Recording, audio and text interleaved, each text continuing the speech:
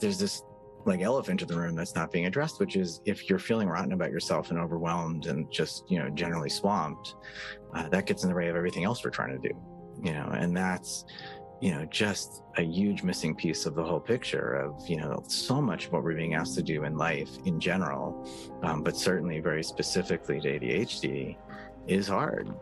Change is hard, and sticking to a new routine is hard, and problem solving is hard, and all these things, that's just life. I mean, and with ADHD, it's even more intense. If you come at it with a, just hyperactive, self-critical voice in your mind, that just undermines everything.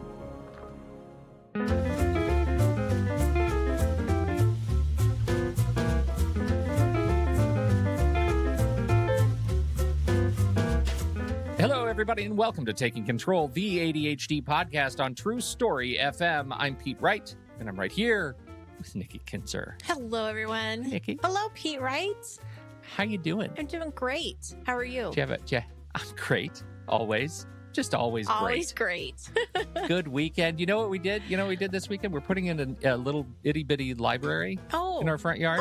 Do you know those things? So that people can come by and pick what they want and leave a book, put take stuff a book. in there. Yeah, that's great. So fun. So this weekend was screwing the post hole screw, the giant land screw, into the earth through How'd that rock. go? And it was hard. I bet. It was hard. It's only like 2 feet long, and screwing it into the earth we had to go to Home Depot and get tools. Oh my gosh, Home Depot? We did. You had to go we to went Home all the Depot? The neighbors were out in the cul-de-sac, and they were like watching this activity, and I'm out there in my flannel pajama pants trying to screw this thing in. I thought this is going to be easy, but we're going through like 2 feet of root and stone. That's really what's underneath our house. So we got it's essentially a 6-foot crowbar, right, with a point on the end of it that's used to break through concrete and stuff, and we had to use that to actually get into the ground, into the earth. I don't know how anything lives. Like, we have trees and grass. How does it live down there? It's just hate underneath the ground. It's just stone and hate. That's what it feels like. It took anyway. Well, that was my weekend. Well, we don't have it up because we only just got it screwed into the earth. We have it now in the earth, and it is settling, I guess. I don't know. Well, the earth is reclaiming it. You need to take a picture when it's all done. Oh, yeah. We want to see so it. Cute. Yeah, I bet so it is. Cute. That's awesome. Yeah. Good for you. Yeah. So anyway, that was my weekend, and I'm very excited about it because, I just love anything. We got a basketball hoop. The neighbors kind of come and play anytime. I just love the community that comes to our house. So I'm really excited about that. I love having the kids around, which is why I'm thinking about it because of today's guests. I know. It's about the teens. It is. It's about the teens. I love it. I can't wait to pick their brains. Oh, yeah. When you had babies, were you scared of teens? No, I wasn't thinking about it. And then they became teenagers, and I'm thinking, why did I not think about this when they were babies? I know. No, it's different problems. I mean, it's just different issues. And it's hard. I was always terrified of my babies becoming teens because I was like, I just all I remember from my teen experience was the struggle. Right. And I didn't want them to have to go through it. But it turns out, you know what? They get through it. They do. It's never as hard, I think, as it's made up in my head, even when it's really, really hard. So we're going to talk about mindfulness and self-compassion for teen ADHD. In fact, the authors of a book by that very name are joining us in just a bit. Before we do that, head over to TakeControlADHD.com and get to know us a little bit better. You can listen to the show right there on the website or subscribe to our mailing list, and we'll send you an email each time a new episode is released. You can connect with us on Twitter or Facebook at TakeControlADHD. And if the show has ever touched you or helped you make a change in your life for the better, if you found that your understanding of your relationship with ADHD is different in some way, we invite you to consider supporting the show directly through Patreon. Patreon is listener-supported podcasting. With a few dollars a month, you can help guarantee we continue to grow the show, add new features, invest more heavily in our community. You could very well push us over the hump. You could be the one that pushes us over the hump toward our new members-only podcast that is coming very soon. What's the name? Well, now it's still soliloquy because I didn't do my homework. Oh, and I got stuck on soliloquy, and it's still that. But maybe it's just say that. talking to himself with Yeah. Pete Wright. There you Maybe go. that's it. I don't know. But it's going to be great. And I'm very excited about showcasing guests from our community, showcasing more member experiences, talking about technology, tools, tips, systems, processes, and things like that on maybe Soliloquy with Pete. That could be the name. Who knows? All I have to say is anytime you're promoting it or talking about it, you're the one Yeah. that's going to be saying that word. I can't How say will it. how will you ever learn if you don't practice? Well, that's true. I got to practice. Oh my gosh. It's Thank a you, practice. Coach Pete. I can Nailed do it. hard things. Nailed it. Okay. Visit patreon.com/the ADHD podcast. Patreon.com/the ADHD podcast to learn more. All right, Nikki, we have Gosh, announcements. I just feel like I got caught. You did. Player, thou hast played thyself. No kidding. All right. See how easy we can get into that trap, but how easy we can get out of it and look at Yes. possibilities. So there we go. Mhm. Yes, I just want to briefly talk about the GPS workshop. It's coming up in a couple weeks. The deadline to enroll is Wednesday, September 8th. I know that a lot of you don't listen to these podcasts necessarily when we put them out. But the good news about GPS is that they're ongoing every 6 weeks. And so even if you miss the one that's starting in September, you can probably maybe get the one that's next, which is 6 weeks after that. And I don't know what the exact date is, but it would be 6 weeks after September 8th or 13th. September I don't 8th know. plus 6. See, the Yeah, numbers that's right. aren't going, they're not coming to me. But anyway, GPS is a twice weekly workshop where we are planning. So it's not just learning the planning process and getting familiar with the different steps that I teach you, but it's really giving you the time and the space to do the planning with me and with other people that are going through the exact same challenges, but also being able to share the successes and all of the, great things that you can possibly learn about yourself when you really take the time to plan and see, how can I best prioritize? How can I get these things done? And just all of that is confusing and hard and messy. We're trying to make it a little bit easier for you so you can walk away from the GPS with a system and feel more confident about your planning. It is a great program. And the schedule, the Monday, Thursday schedule is just so smart. Ideal. Mm-hmm. SMRT smart. GPS program, you can learn more about it on the website. Thanks, everybody. Now, let's meet the docs. We have a fantastic show today. We are talking today to Drs. Mark Bertin and Karen Bluth. They are the authors of Mindfulness and Self-Compassion for Teen ADHD. I don't know why it says teen in it. I've read the book, and it's like it was written for me. Karen and Mark, welcome to the show. Thank you so much. It's great to see you both. It's great to be here. I'm reading this book. And I've read, I feel like you've been in my head for the last about, 24 hours because I really plowed through it over the last day. And I'm thinking, I'm a 50-year-old man, right? And I still feel like you're talking straight to me. And I think part of that is because my ADHD makes me feel like a child inside a lot of the time. Is that something you've ever heard? Yeah, when I first heard that, I heard that there are some things about it that are refreshing. Actually, I think sometimes we get as adults we get really stuck into these adult modes and modes of thinking and ways of being, and sometimes it's nice to have that refreshing childlike outlook. So I don't know if that's what you were referring to, or you're referring to something else. Well, I think it goes, I think there are two sides to it. One is, I feel like I have this sort of potentially a creative energy, a sort of frivolousness, the way I think that I appreciate in myself. And also, when I am at my most compromised as a result of ADHD, I feel it is very easy for me to lose the one thing that you guys are really nailing with this book, which is how to talk to myself compassionately and how to forgive myself for the things that I see as faults and challenges. And that is a thing that I think was really beautiful about the way you wrote this book. I've read a lot of ADHD books, and they sound like they're written for grown-ups. This one I felt like you were talking to my inner child, right? My inner teenager. And that was gloriously refreshing. And so I guess I first want to say thank you. As an adult, I appreciate this book. I know I'm probably not your like right over the strike zone like audience, but I really appreciated the book. I mean, thank you, Pete. And that's really great to hear. I mean, I think there's something to be said for just keeping things simple a lot. And, in talking to, you're not the first person I've heard that from, about it being like written in a way that adults could appreciate it. And some of that, I think, is just that you don't want to talk down to teens. You just want to keep things simple. So it's still all the right information, and it's trying to be honest and straightforward about things. And because they're teenagers, we're trying to sort of just, we try to keep it as direct as sort of, keep it as accessible as possible. So I think that's something that's coming, that hopefully comes across in general.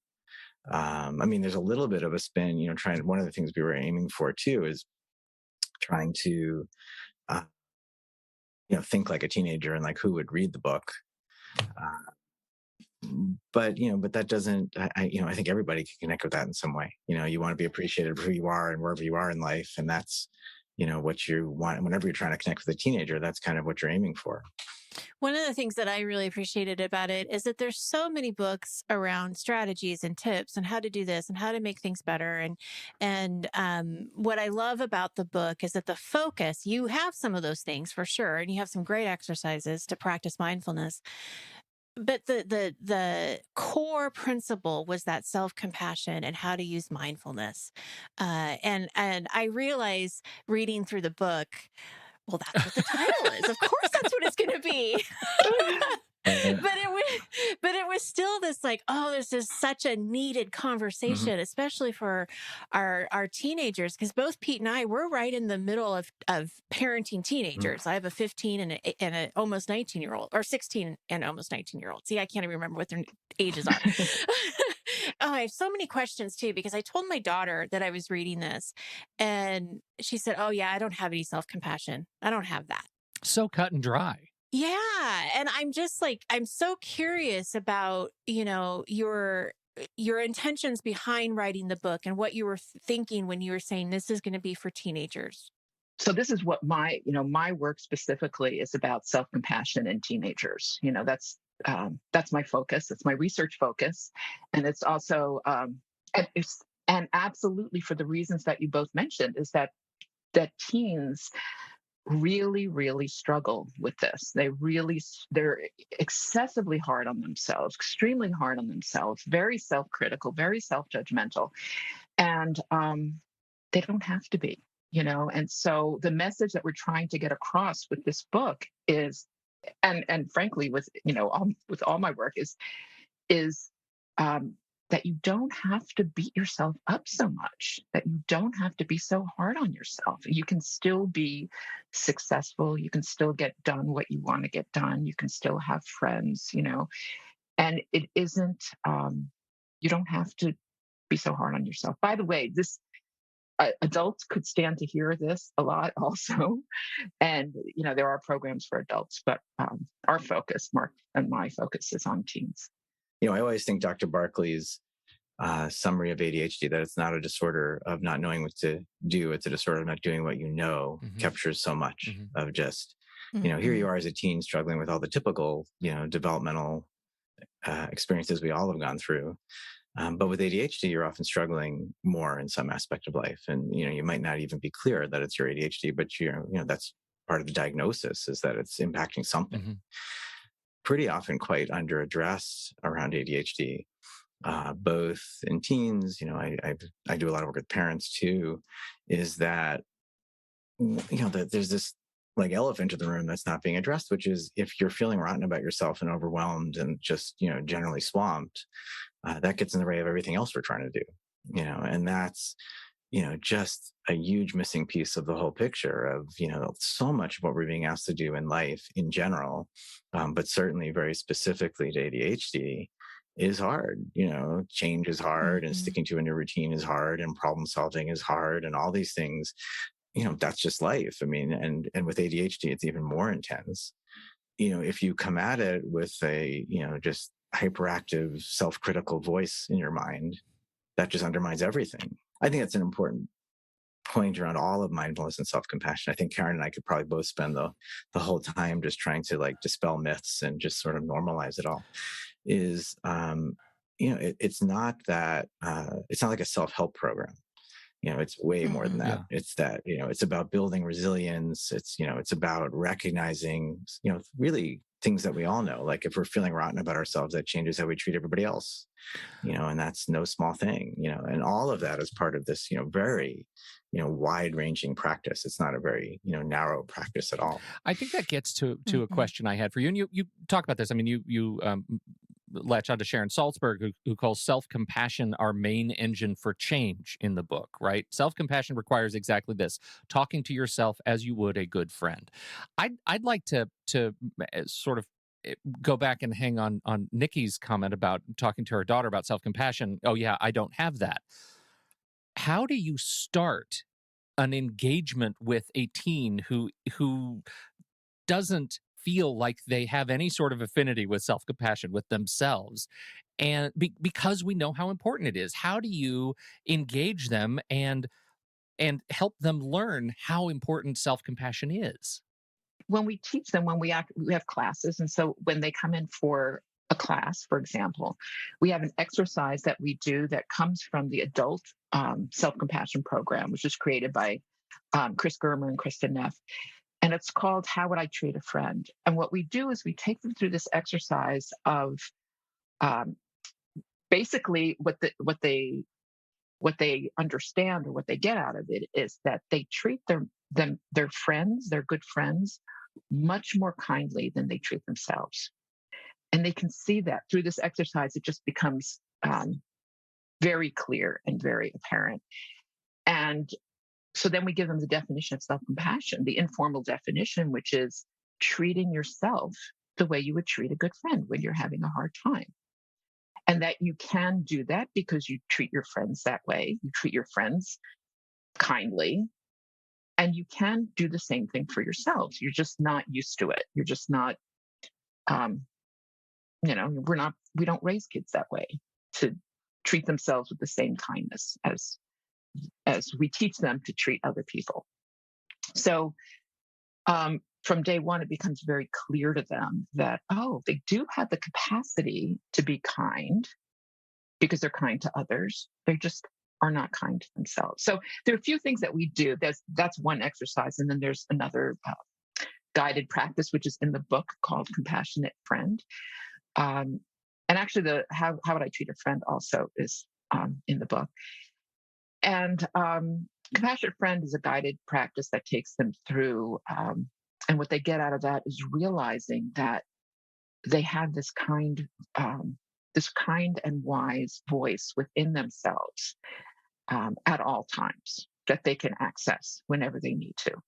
Which is so important that they do learn that, because we can tell them. I mean, I can just tell you as a parent, I can tell her a million times how wonderful I think she is and how great, she's really trying and she's doing really well. And, but it doesn't connect. But I think the way that you're talking about it is giving her the internal, like, empowerment, that this is inside her. This is something that she can choose, and she doesn't have to believe that she doesn't have self-compassion. And one nuance to it all that I think, again, it's part of that broader view of both mindfulness and self-compassion practice, is that it is a practice, that it is Right. something that can change. The first step to changing any habit is you have to be aware, like Karen was just talking about. At first, you just have to notice, like, this is how I've been thinking about things. You have to be aware that it's going on. And then what's really different about all of these types of practices is the recognition that they seem like they're just permanently like traits that we have that we can't even begin to touch, but that with practice they do change. And that's and I think actually that's a particularly important reframe when it comes to talking about mindfulness or self-compassion practice in ADHD. One of the first questions that often comes up is, can people with ADHD even do this stuff? And the answer is, of course. You just have to, sometimes you just have to sort of drop how you've been thinking about it. It's not your body's going to be totally still, and it's not that your mind's going to be totally free of thought. That never happens. But we can start to look at like some of the ruts we've been stuck in, and the inner critic, and the way we've been beaten up on ourselves. And through, putting the work in, putting the intention in, we can begin to change that kind of bigger picture stuff in ways, that anybody can do if they choose to.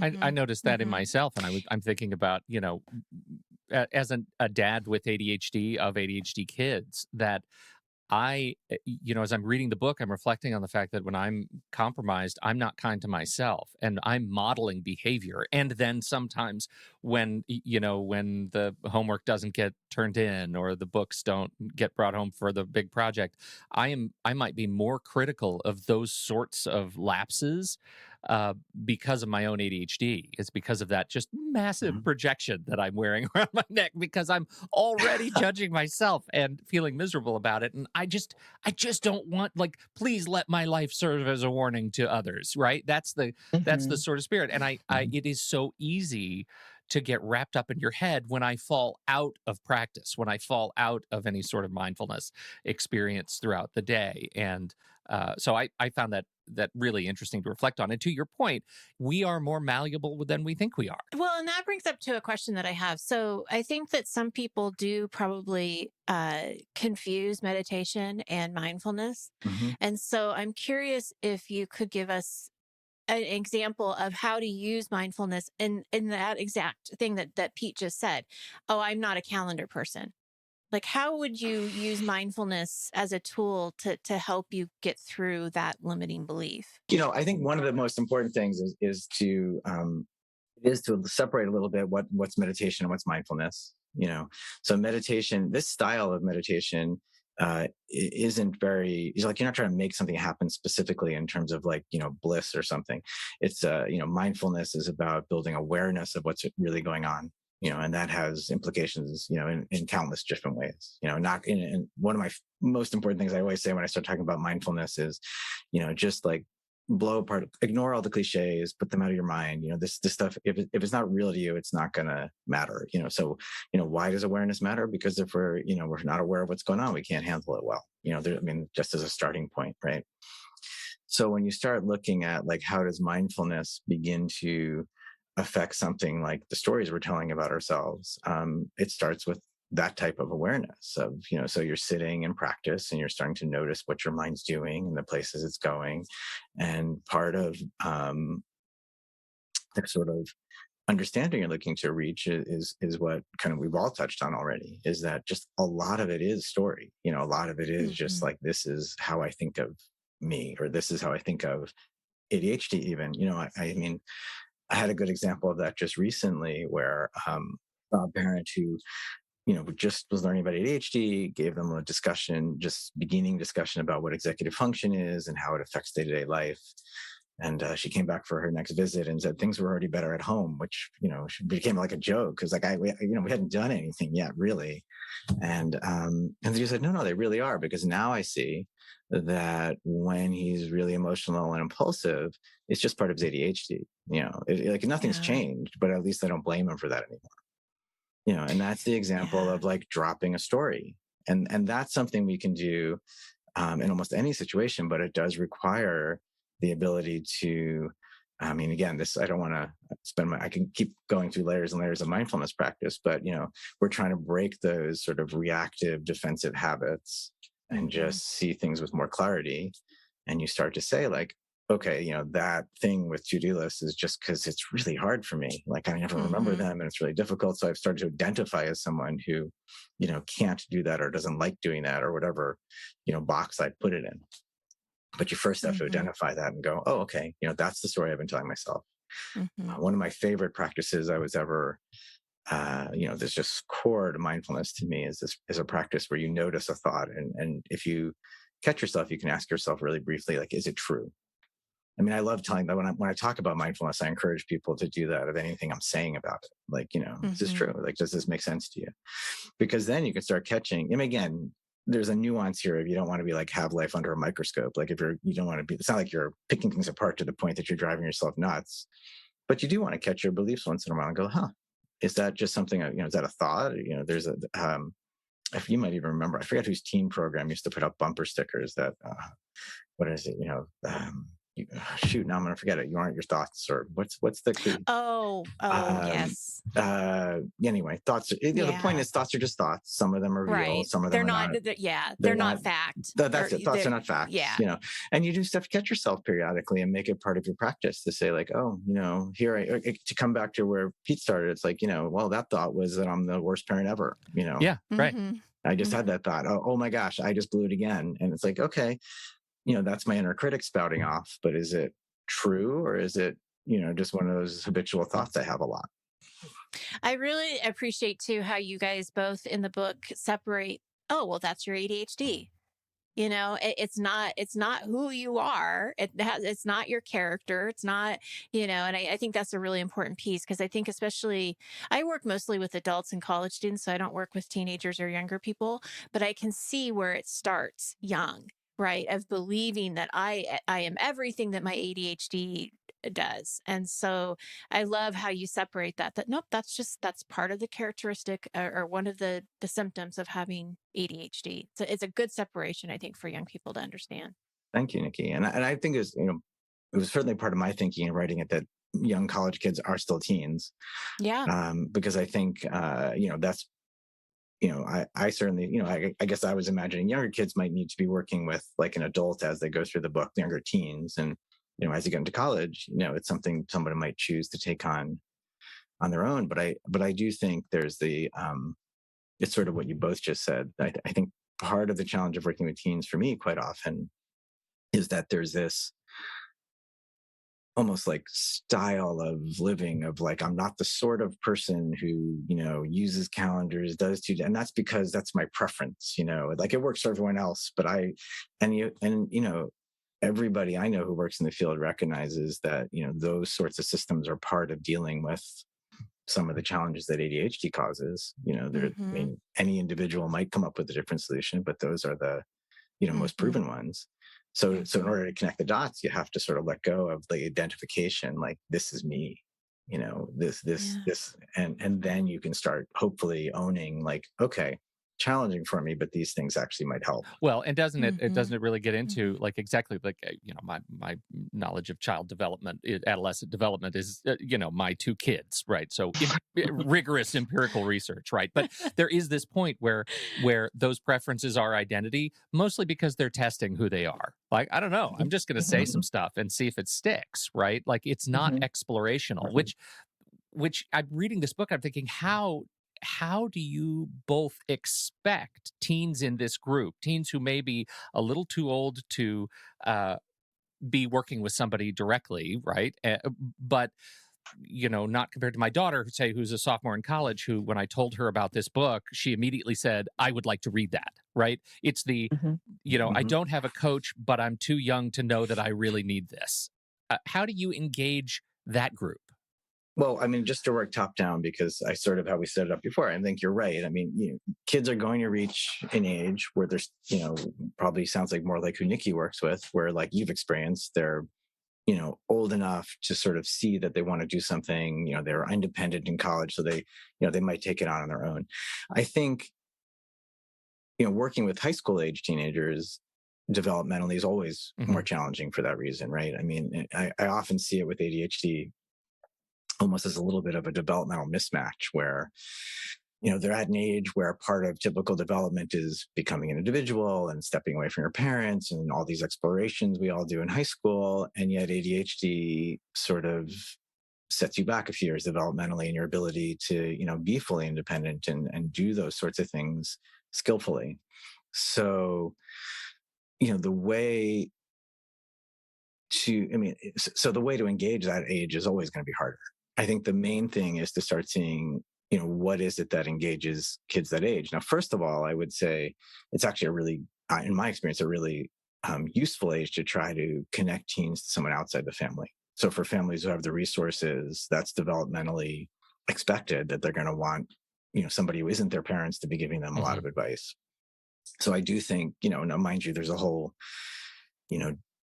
socio and economic part of ADHD doesn't get talked enough about. I mean, those are, it's not always so easy to get those services. But I do think it's one way to get in to a general discussion about ADHD with a teenager, and also, to a book like ours, might be through somebody who isn't a parent for some kids. For some teens, it would work perfectly to do it. I have families I'm working with who are doing it with their kids. So that just is, individual to your family. So for younger kids, it might be like, let's just read this together. Could be with a parent, could be with a teacher, could be with their guidance counselor. But I think that's not specific to the book. I think Totally. that's, a very specific challenge to high school ADHD in general. Right. In general, yeah.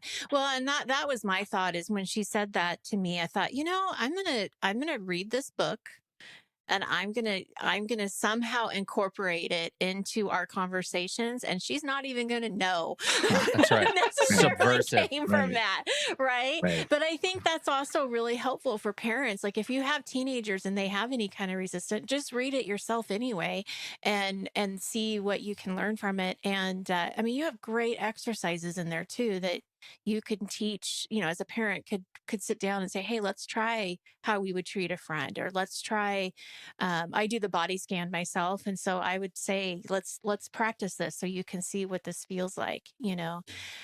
I have a question though that is probably going to open up some conversation for sure.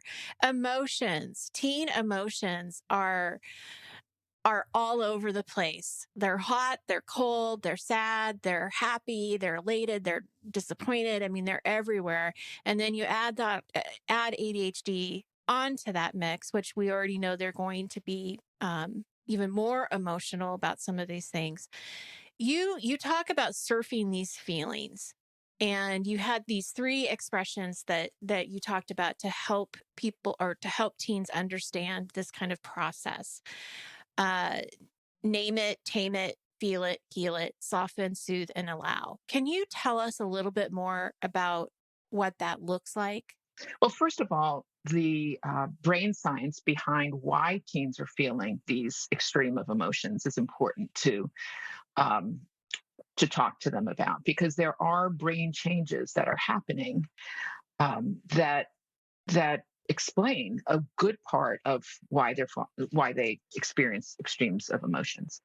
But so this process of the 3 different steps that you mentioned, name it to tame it. So just naming the emotion um, engages the prefrontal cortex part of the brain, which is the part that is responsible for logical thinking and making decisions, and it's the part that is less developed relatively to the emotional part of the brain, the amygdala and the limbic system. So, and it's the part that takes until you're 25 or 26 to be fully developed, right? So when you name the emotion, it engages the prefrontal cortex part of your brain, and that, according to research, calms down the amygdala. It deactivates the emotional part of the brain.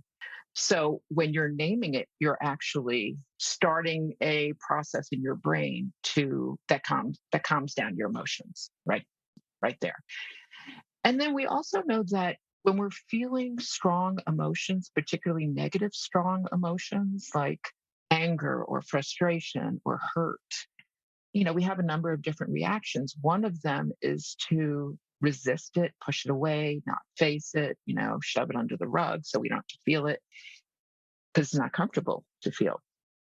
But we know that the only way to move through it and to get to the other side is to allow ourselves to feel the emotion. So that's why we say feel it and you can heal it. Sometimes we're not ready, and that's fine. You could just engage it a little bit, feel it a little bit, allow yourself to feel it a little bit, and then back away. Um, Depending on the level of pain or hurt or whatever the emotion is. But so that's the second step. The second part of it is heal it so you can feel it. And then the soften, soothe, allow allows you to experience the emotion in a way that gives it more space.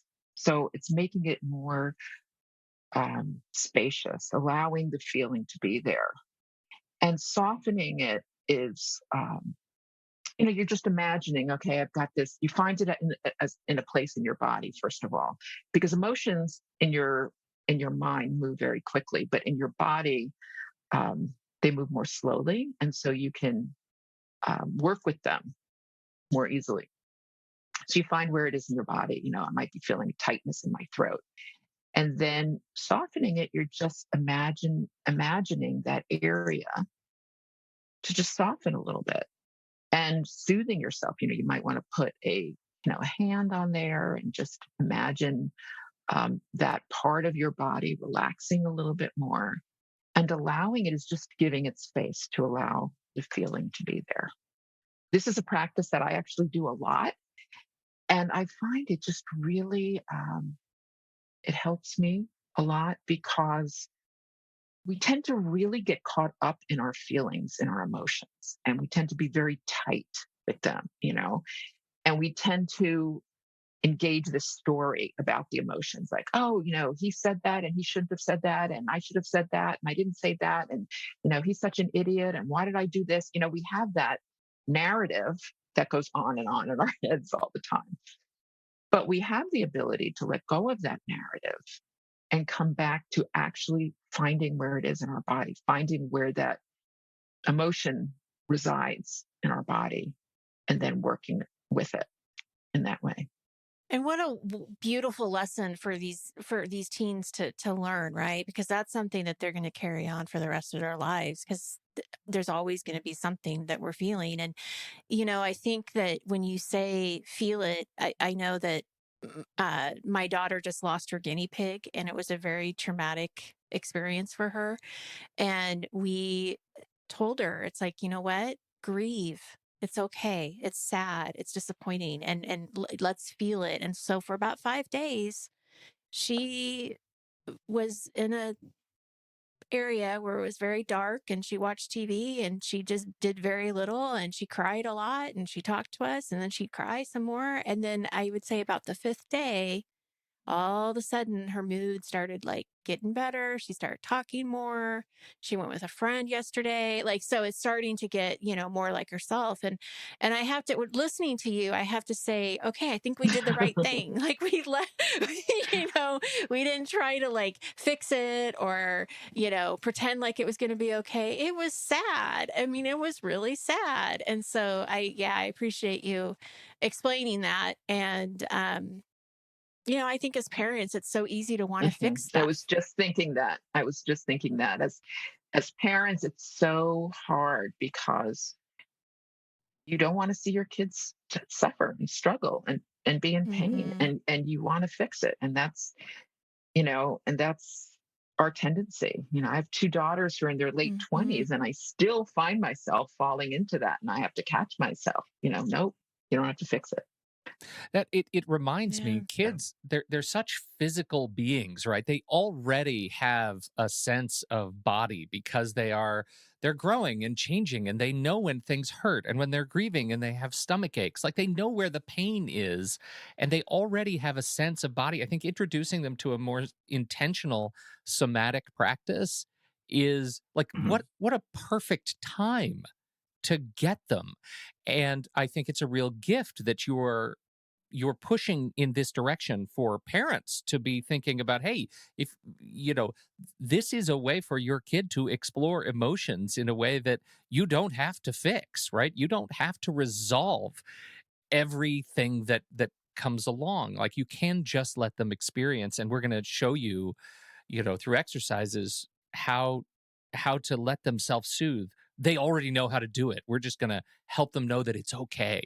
It's Mhm. okay to soothe yourself this way. It's Mhm. okay, Mhm. and it'll serve you for so long. I feel like I get so caught up in my own head around systems and processes that I intend again, when I'm compromised, to move through the emotional piece so fast so I can get to the other side of it and make sure my systems are all okay, and don't give myself even long enough to practice and sit in the sort of physical embodiment of whatever I'm feeling at the time. And that can be something I model better for my kids. We already have the language, the body language, the emotional language. We can model it better for each other. See, that's powerful. Oh, Well, thank we you. highly recommend your book. Truly.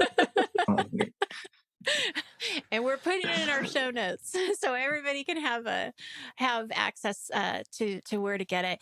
We will. And any talk of an audiobook version of this book coming out?